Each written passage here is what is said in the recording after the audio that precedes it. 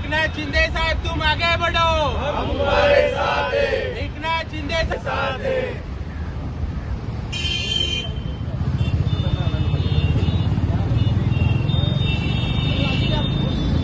हम तुम्हारे साथ हैं।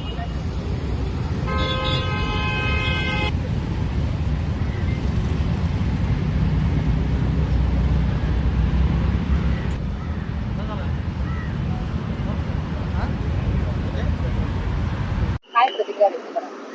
हे बघा, ठाणे महानगरपालिकेच्या अंतर्गत बहुतांश वास्तूंचे जेव्हा उद्घाटन झालेत त्या ठिकाणी माननीय गणेश नाईक साहेबांचं नाव त्या ठिकाणी टाकण्यात आलं आहे.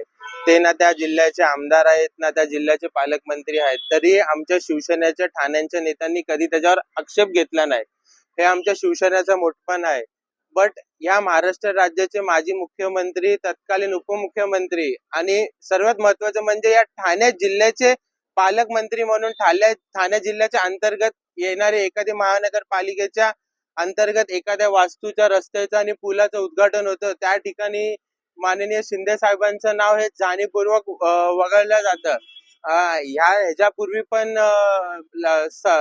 महिला दिनाच्या निमित्ताच्या कार्यक्रम पत्रिकामध्ये शिंदे साहेबांचं नाव जातं, तेव्हाही आम्ही महापालिकेला आणि महापौर मॅडमला सांगितलेलं की तुम्ही असं जाणीवपूर्वक आमच्या साहेबांचं नाव तुम्ही वगळू नका, नाहीतर आम्ही ह्याच्यावर 100% ह्याचा आम्ही निषेध करू. आणि परत एकदा त्याच प्रकारे तसंच करण्यात आलं आहे.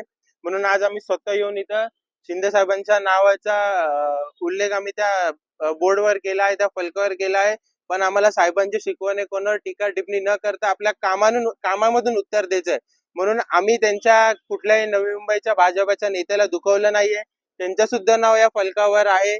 म्हणून आम्ही शिंदे साहेबांच्या शिकवणावर चालणारे शिवसैनिक आहोत. आणि जेव्हा जेव्हा शिंदे साहेबांचं नाव आणि आमच्या नेत्यांचं नाव जाणीवपूर्वक वगळलं जाईल तेव्हा तेव्हा आनंद दिघे साहेबांचा शिवसैनिक, बाळासाहेब ठाकरेंचा शिवसैनिक त्यांचं नाव स्वतःहून पुढाकार घेऊन मान सन्मानाने तिथं लावेल.